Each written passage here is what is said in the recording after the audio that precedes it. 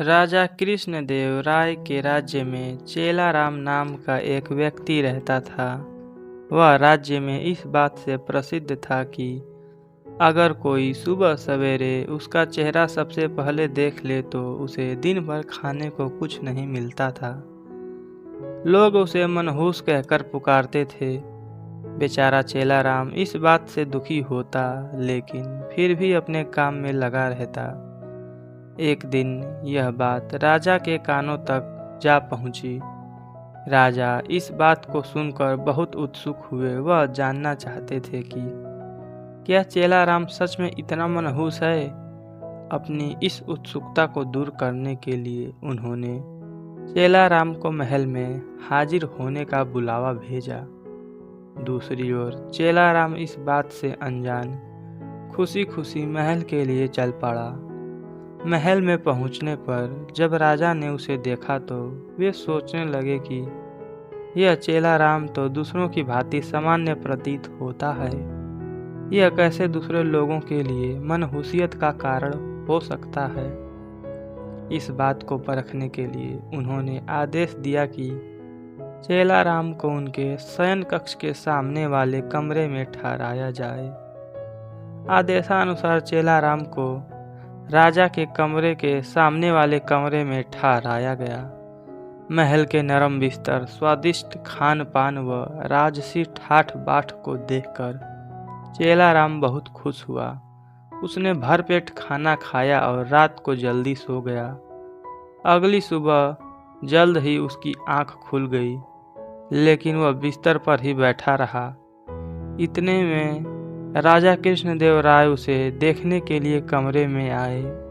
उन्होंने चेलाराम को देखा और फिर अपने हर रोज के जरूरी काम के लिए चले गए।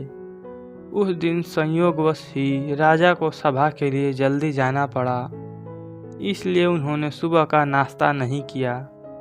सभा की बैठक दिन भर इतनी लंबी चली कि सुबह से शाम हो गई, लेकिन राजा को भोजन करने का समय न मिल सका।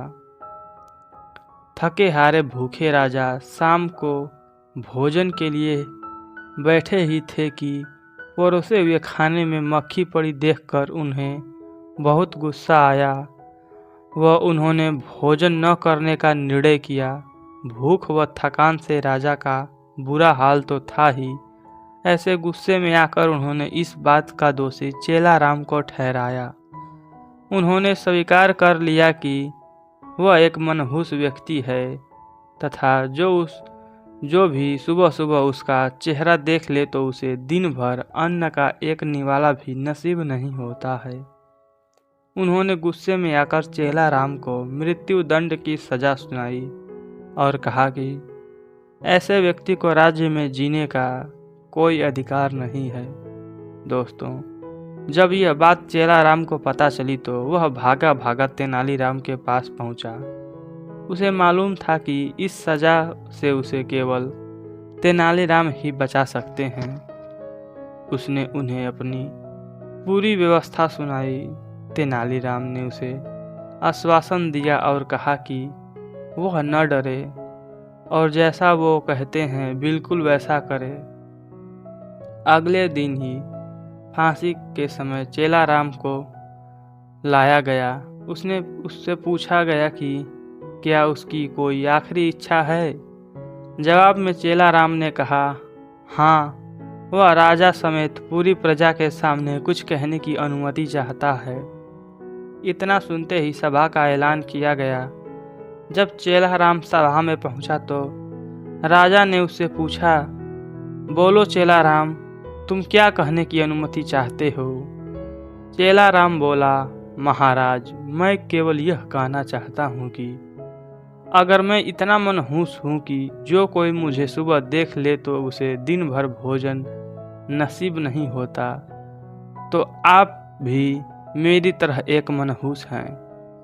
यह सुन सभी उपस्थित लोग भौचक्के रह गए और राजा की ओर देखने लगे। राजा ने भी क्रोधित स्वर में कहा, तुम्हारी ये मजाल, तुम ऐसी बात कैसे और किस आधार पर कह सकते हो।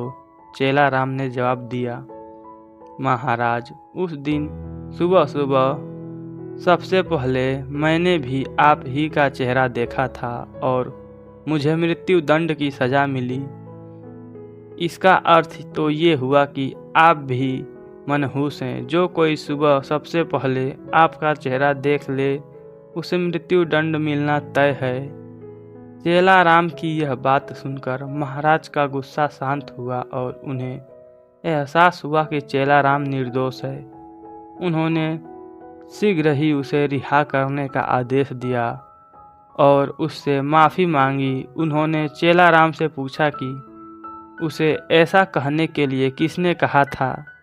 चेला राम ने जवाब दिया, तेनालीराम के अलावा कोई और मुझे इस मृत्यु दंड से नहीं बचा सकता था, इसलिए मैंने उनके समक्ष जाकर अपने प्राणों की गुहार लगाई थी। यह सुनकर महाराज अत्यंत प्रसन्न हुए और उन्होंने तेनालीराम की खूब प्रशंसा की। उनकी बुद्धिमानी को देख महाराज ने उन्हें रत्न जड़ित सोने का हार इनाम स्वरूप दिया। कहानी से सीख। तेनालीराम की इस कहानी से हमें यह शिक्षा मिलती है कि बिना सोचे विचारे हमें किसी भी बातों में नहीं आना चाहिए। दोस्तों, यह कहानी अब समाप्त होती है। ऐसी मज़ेदार और शिक्षाप्रद कहानियाँ सुनने के लिए हमारे चैनल को सब्सक्राइब करें, साथ ही अपने दोस्तों को शेयर करें और कमेंट बॉक्स में लिखकर ज़रूर बताएं कि यह कहानी आपको कैसी लगी। धन्यवाद दोस्तों।